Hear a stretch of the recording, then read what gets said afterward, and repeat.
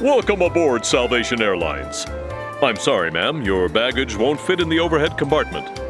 What? I'm a righteous medallion member, and this stuff is important. Excuse me, I want to fly. Welcome. If you leave that idol behind, there's plenty of room for you.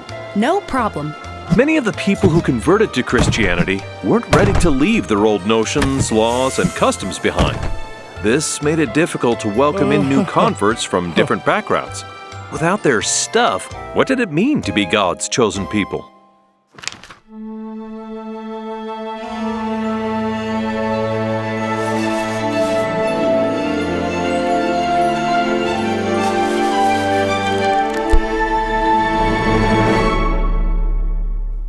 After the Ascension and Day of Pentecost, all kinds of people are coming to believe in Jesus. But for the past 1,500 years, the Jews avoided other people for being ritually unclean. This is a touchy matter. Missionary work was quite a new concept, and Jesus' first followers were Jews who preached the gospel only to Jews. But what about that crazy idea that all the world was supposed to be blessed by the descendants of Abraham? Well, most sort of forgot about that, and missionary work got pretty complicated. So let's go over a few groups. Of course, the Jews are descendants of the 12 tribes of Israel who hadn't intermarried with outsiders and were raised with all 613 laws of Moses and lots of other stuff called oral traditions. Everyone else, like everyone else, is a Gentile. Proselytes are Gentiles who took on all the Jewish laws and customs. And God-fearers are Gentiles who read the scriptures and defend the faith, but don't adopt the whole Jewish law. And suddenly now there are Christians?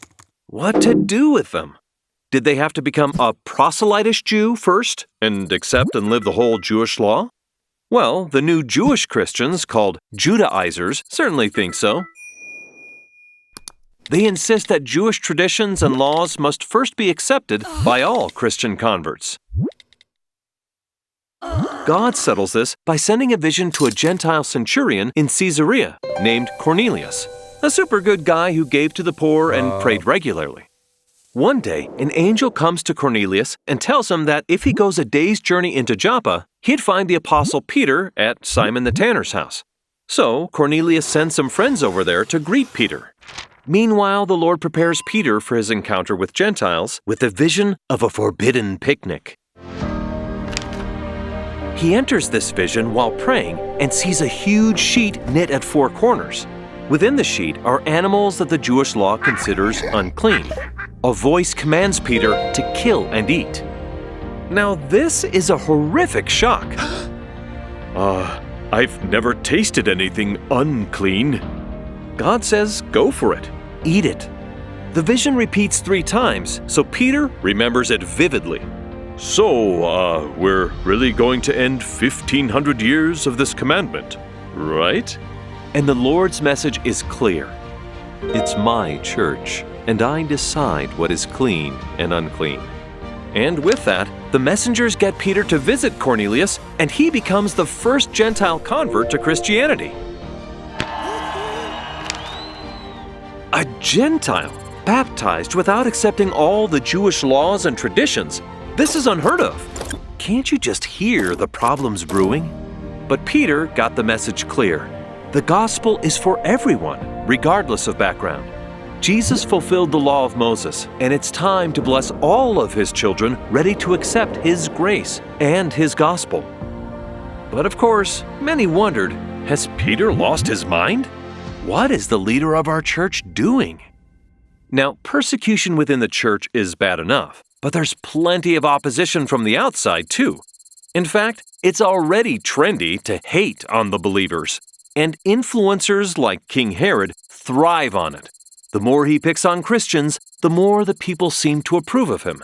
So he tests the waters and cruelly executes the Apostle James, the brother of John. That gets him a lot of likes, so he seizes Peter, too. Chained up and asleep between 2 soldiers, Peter is suddenly poked awake by an angel. Quick, get up. The chains fall off Peter's wrists. Wow, what an awesome dream. Peter follows the angel out of prison, past guards, and through the city gates that open by themselves. Huh? Oh, I'm really awake. I'm free.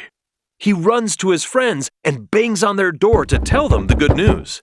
Shh! We're praying for Peter to be delivered from prison. So, does this ever happen to us? We ask for blessings, and when they show up, we don't recognize them? Speaking of deliveries, those early disciples were expected to deliver the gospel to all of the world. But how? There was no missionary training center or handbook to work from, no one arranging travel, no phones or internet. Well, they just did the best they could. Check out the Living Scriptures video, The Ministry of Paul, for a great sneak peek at the amazing journeys of one of the mightiest missionaries ever. On Paul's first journey, he and his stalwart companion Barnabas go from miraculous success to the frying pan, to the fire, and back again. Like that time in Lystra when a crippled man listens with great faith to their preaching, and Paul is able to heal him.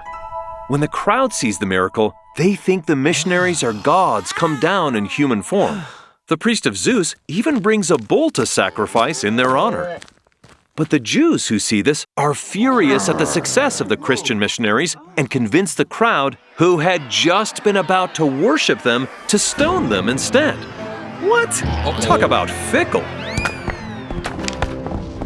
But does that ever happen to us? Thrilled about the prophets one minute and annoyed the next?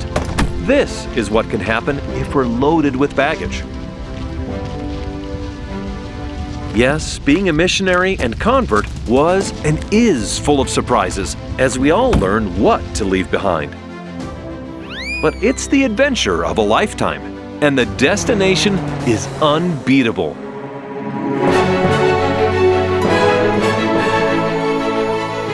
For the full, exciting movie version of Paul's missions, be sure to watch The Ministry of Paul on livingscriptures.com and start your free trial today.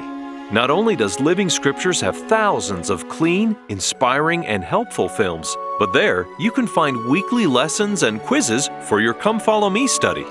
And if that's not for you, donations are always appreciated from the link below as well. Now go read the scriptures for yourself.